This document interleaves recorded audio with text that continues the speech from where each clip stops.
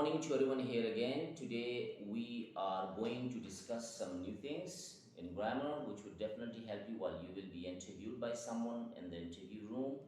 वो क्या चीज़ है, लेकिन उस चीज़ का बताने से पहले मैं आपको कुछ चीज़ें बताऊं कि जब भी आप कम्युनिकेट करते हैं, basically what is communication? Communication is a process in which a person or group of person send or receive messages. Is called communication. Communication means to impart information, to educate someone, to change someone's behavior, to divide something is called communication. जिन लड़कों ने MSc mass communication किया हुआ है उनको मालूम होगा कि communication क्या है, क्योंकि एमएससी में फर्स्ट सेकंड थर्ड में कम्युनिकेशन के एक बहुत बड़ा सब्जेक्ट है जिसमें से 15, 20, 25 चैप्टर्स होते हैं और बहुत इंटरेस्टिंग किस्म का सब्जेक्ट है। बहुत से लोग तो कम्युनिकेशन में पीएचडी कर लेते हैं कि जी इतना इंटरेस्टेड है कि बंदा बहता जा रहा है, जैसे बहते हुए नादी की तरह चलता है। लेकिन आज हम बात करेंगे इस कम्युनिकेशन के ऊपर, क्योंकि कम्युनिकेशन के साथ ज़िंदगी में हर शख्स का ताल्लुक़ होता है। लेकिन कम्युनिकेशन कैसे कामयाब हो सकती है? कम्युनिकेशन तब कामयाब हो सकती है कि जिस पर्टिकुलर लैंग्वेज में आप बात कर रहे होते हो, आया उस लैंग्वेज पर आपको अबूर हासिल है। अगर अबूर समहाउ हासिल नहीं भी है, आया वो लैंग्वेज का थोड़ा बहुत कुछ सूझबूझ आपको है। अगर है तो ठीक है, नहीं है तो आज हम बात करते हैं, डिस्कस करते हैं। सबसे पहले आपने बड़ा रिलैक्स होना है। आपने इस चीज़ पर ध्यान नहीं देना कि ग्रामर एक बहुत ही कुछ कंजस्टेड किस्म की चीज़ है, पर कंजर्वेटिव किस्म की चीज़ है। इंसान को जकड़ देते हैं आपस में कि what the hell is going on? How can I just overcome on the grammar?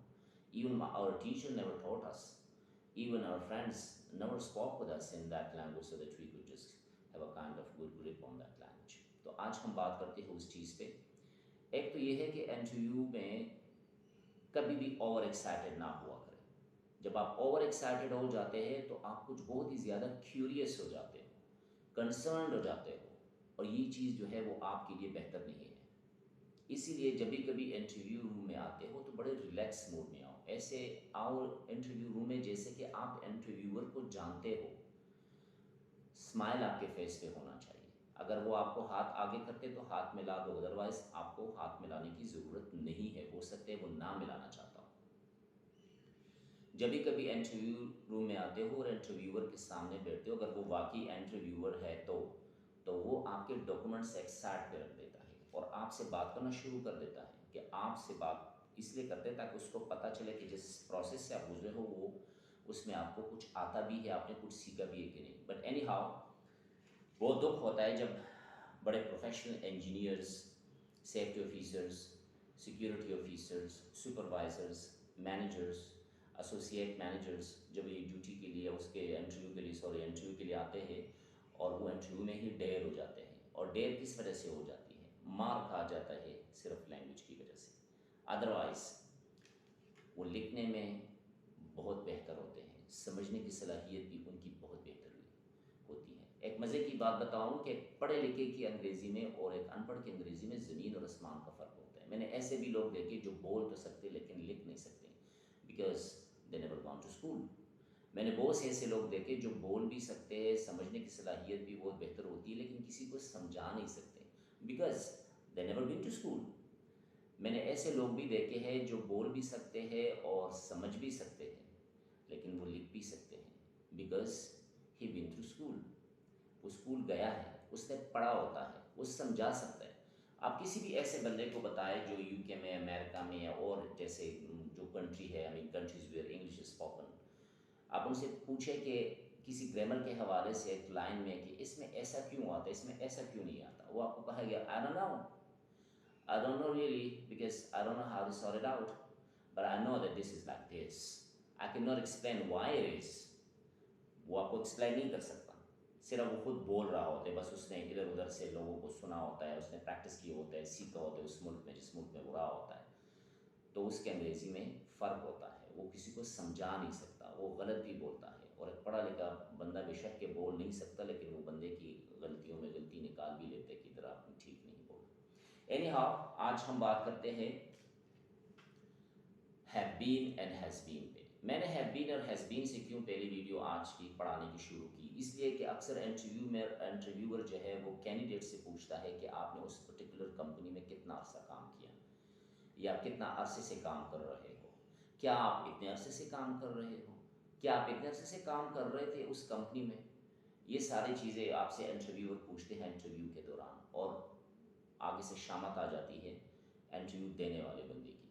शामत इसलिए आ जाती है कि उनके टीचरों ने उनको स्कूल में पढ़ाया तो होता है सालाना इम्तिहान के लिए रेडी करने के लिए, लेकिन उनको इसलिए नहीं पढ़ाए होते कि अपने ज़िंदगी के यानी एजुकेशन को ख़त्म होने के बाद किसी जगह पर जाकर आपने इंटरव्यू भी देनी है।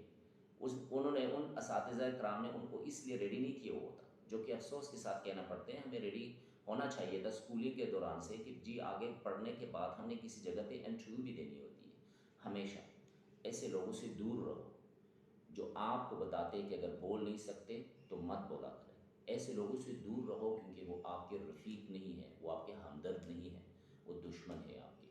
तो लिहाजा ऐसे लोगों से दूर रहो जो आपको इनकरेज नहीं करते, बल्कि डिस्करेज पे डिस्करेज डिस्करेज पे डिस्करेज डिस्करेज पे डिस्करेज किए करते हैं आपको। तो ऐसे लोगों से दूरी रहा करें। हैव बीन और हैज़ बीन में फ़र्क क्या है?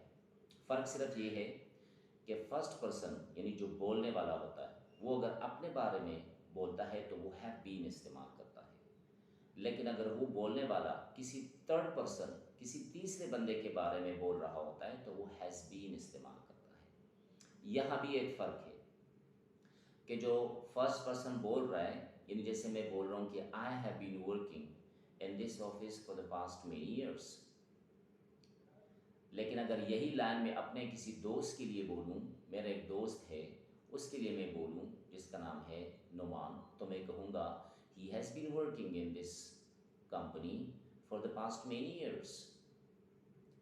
वो हैज़ बीन हो गया, मैं आई हैव बीन हो गया हूँ, इसलिए कि मैं फर्स्ट पर्सन हूँ। फर्स्ट पर्सन जब भी बोलता है अपने बारे में वो हमेशा आई हैव बीन इस्तेमाल करते हैं। अगर प्लूरल है फर्स्ट पर्सन तो फिर वी हैव बीन इस्तेमाल करते हैं। We have been working in this office for many years. We have been friends for many years. और इस तरह अगर यही चीज़ मैं किसी थर्ड पर्सन सिंगुलर के लिए इस्तेमाल करूँगा तो he has been or she has been working in this company for many years. अगर थर्ड पर्सन प्लूरल है, चाहे वो मेल है फीमेल है, दैट्स बिसाइड द पॉइंट। हम इस वक्त सिर्फ देखेंगे सिंगुलर और प्लूरल पे बात करेंगे। अगर थर्ड पर्सन प्लूरल है तो फिर हम कहेंगे they have been working in this company for many years. They have been working in this company for many years. Since और for का इस्तेमाल हमेशा होता है I have been and he has been, we have been and they have been, she has been and he has been में since और for का इस्तेमाल करते हैं। वो मैं आपको नेक्स्ट वीडियो में बताऊंगा कि फॉर और सिंस का क्यों ज़रूरी होता है, क्योंकि जब भी जहाँ पर हैव बीन और हैज़ बीन का इस्तेमाल होना ज़रूरी हो जाता है वहाँ पर टाइम पीरियड बताना पड़ता है कि ये जो पर्टिकुलर काम है, जो स्पेसिफिक काम के बारे में आपसे पूछा जा रहा है, ये काम कितने अरसे से आप कर रहे हो। बहुत से लड़के इस तरह से कंफ्यूज हो जाएंगे क्योंकि ज़ाहिर है वो कहेंगे शादी तो कंटिन्यूस टेंस होगा। Continuous is something else, we will talk about it at 12, we will talk about it sometimes. लेकिन आज हमारा जो टॉपिक था वो हैव बीन और हैज़ बीन के लिए था। तो मैं आपको बता दूं कि जब भी कभी इंग्लिश में बात करते हो तीन चीज़ें जहन में रख लें कि फर्स्ट पर्सन क्या है, सेकंड पर्सन सिंगुलर क्या है, थर्ड पर्सन सिंगुलर क्या है। फर्स्ट पर्सन सिंगुलर क्या है, फर्स्ट पर्सन प्लूरल क्या है, थर्ड पर्सन सिंगुलर क्या है, थर्ड पर्सन प्लूरल क्या है, और सेकंड पर्सन सिंगुलर क्या है और सेकंड पर्सन प्लूरल क्या है। ये चीज़ें आपने अपने जहन में रखनी है। आपका automatically gradually with the passage of time you would overcome on this issue. और एक ऐसा स्टेज आएगा that in that case you would not even believe that है वाज आई लाइक दिस, क्या मैं ऐसे था? नो, मैं नहीं था ऐसे। मुझे पहले भी अंग्रेज़ी आती थी लेकिन मेरा जहन काम ठीक तरीके से नहीं कर रहा था। तो हैव बीन और हैज़ बीन में जो इशू क्रिएट हो रहा है बड़े हाई क्वालिफाइड लोगों को, उनका मसला सिर्फ ये है कि वो देखते नहीं है कि बेस क्या है। Communication, what is a communication? Communication is a process in which a person or a group of person impart something, send messages, receive messages, to educate someone, to change someone's behavior is called communication. आप तब तक interviewer को convince नहीं कर सकते, you can not change his behaviour. अगर वो आपको फेल होने वाला है, you can not change his behaviour to let you pass, जब तक आप उसको टू द पॉइंट जवाब ना दे सको। तो इसके लिए यही ज़रूरी होता है कि जब भी आप बोल रहे होते हैं, कम्युनिकेशन क्या है, एक फर्स्ट पर्सन सिंगुलर पर्सन के साथ बात करता है, sorry first person second person singular के साथ बात करते हैं किसी थर्ड पर्सन सिंगुलर या प्लूरल के बारे में।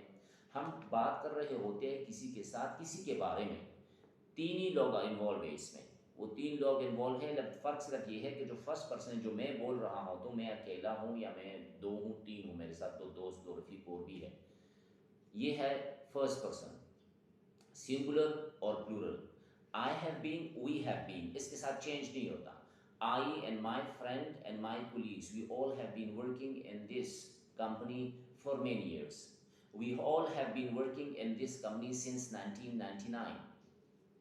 लेकिन अगर मैं सेकंड पर्सन सिंगुलर के साथ यही सवाल पूछूंगा तो मैं उससे कहूंगा for how long have you been working in this company, interrogative जिसे कहते हैं, for how long have you been working in this company. अगर मैं सेकंड पर्सन से बात करूं थर्ड पर्सन के बारे में, यानी मैं आपसे बात कर रहा हूं आपके भाई के बारे में, तो मैं कहूंगा for how long has he been working in this company, for how long your brother has been working in this company. जब पर्सन चेंज हो जाता है तो ऑटोमेटिकली हैव बीन और हैज बीन भी चेंज होता है।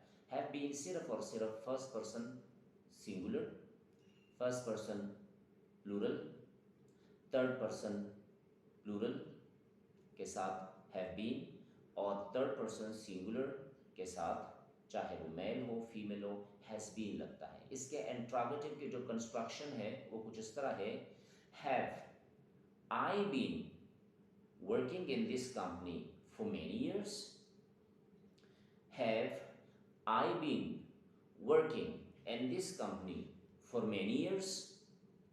अगर यही लाइन इंट्रोगेटिव में मैं थर्ड पर्सन यानी आपके भाई के लिए इस्तेमाल करूं तो मैं यही कहूंगा has your brother been working in this company for many years, has your brother been working in this company for many years, is it true. फिर आप जवाब दोगे कि yes it is true, my brother has been working in this company for many years। तो ये person to person very करता है, person to person change होता है। जब भी आप इंटरव्यू में बैठते हो तो ज़रा तहम्मुल से जवाब दिया करें। जहाँ पर कोई इशू है तो जो आपके साथ जो असिस्टेंट बैठा रहता है, जो आपको फैसिलिटेट करता है, जो असिस्ट करते हैं इंटरव्यू के दौरान, उससे पूछा करें। कोई सीखने सिखाने के अमल के लिए किसी एज की ज़रूरत नहीं होती, पूरी ज़िंदगी कम पड़ जाती है इंसान को पढ़ने के लिए, सीखने के लिए। तो लिहाजा आप इस पर शर्मिंदा ना हो कि आप एक इंजीनियर है, सिविल इंजीनियर है, मैकेनिकल है, इलेक्ट्रिकल है, पता नहीं कौन कौन से इंजीनियर है, मटीरियल इंजीनियर है। आपको नहीं पूछना चाहिए। अब अगर किसी से मैं पूछूंगा कि हैव बीन और हैज़ बीन क्या है तो मेरी क्या इज़्ज़त रह जाएगी। तो इज़्ज़त तो आपकी उस वक्त भी नहीं रहती जब आप इंटरव्यू दे रहे होते हो। तो क्यों ना आप किसी से पूछो और उस पर प्रैक्टिस करो। तो आज का जो हमारा सेशन था हैव बीन और हैज़ बीन, इस पर आज से प्रैक्टिस करें और ये देखें कि आप बात कर रहे हो किसके साथ, किसके बारे में।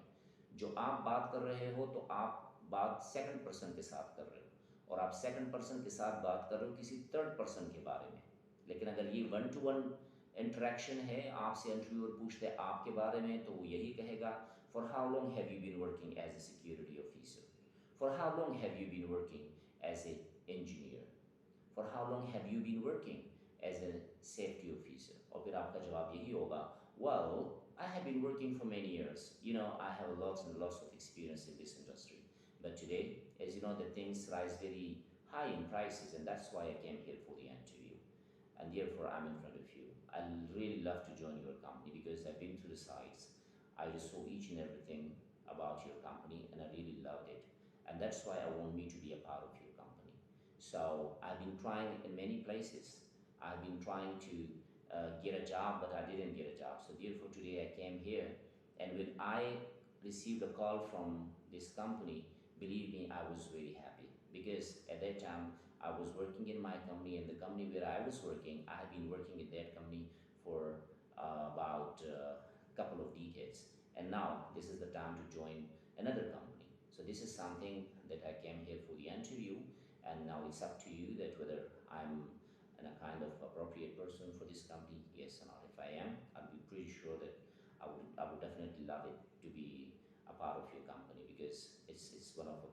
great company and that particular country. So this is something that I want me to be like this.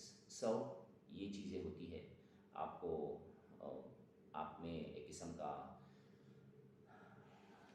Encourage करने के लिए, इसलिए हैव बीन और हैज़ बीन में कभी नहीं, इसके साथ खेलो, ये खेलने वाली चीज़ है। आप इंग्लिश के साथ खेलोगे नहीं तो इंग्लिश पे नहीं करेंगे। आज के बाद जब आप किसी भी दोस्त के साथ बात करेंगे तो आप उससे जब कुछ चीज़ पूछोगे कि आप ये काम कितने अरसे से कर रहे हो, तो समझ लो कि उसके लिए आपको या तो हैव बीन की ज़रूरत पड़ेगी या हैज़ बीन की ज़रूरत पड़ेगी। ये फैसला आपने करना है कि आपने हैव बीन पढ़ना है या हैज़ बीन पढ़ना है। तो कहने का मकसद मेरा ये है कि पर्सन देख लिया करें कि आप किससे बात करो और किसके बारे में बात करो। ऑटोमेटिकली आपकी जो इशू है ये सॉल्व हो जाएगी और इंशाल्लाह कुछ ही वीक्स के बाद जब आप प्रैक्टिकली इस पर आओगे और प्रैक्टिकली इस पर ध्यान दोगे तो आपका ये मसला हल हो जाएगा। तब तक के लिए इजाज़त, इंशाल्लाह नेक्स्ट वीडियो में मिलते हैं। आपको नेक्स्ट वीडियो में मैं बताऊँगा कि पर्सनस क्या होते हैं, इंग्लिश में या किसी भी कम्युनिकेशन में पर्सनस क्यों वेरी होते हैं, और दूसरी बात यह है कि प्रेजेंट सिंपल और पास्ट सिंपल में फ़र्क क्या है। इधर भी बहुत बड़ी टेंशन है, इस टेंशन से हम इंशाल्लाह नेक्स्ट वीडियो में जान छुड़ाएंगे गपशप में। तो आए गपशप लगाते हैं और गपशप में पढ़ते हैं। थैंक यू वेरी मच, दुआ में याद रखिएगा। बहुत बहुत शुक्रिया वीडियो देखने का। अल्लाह हाफ़िज़।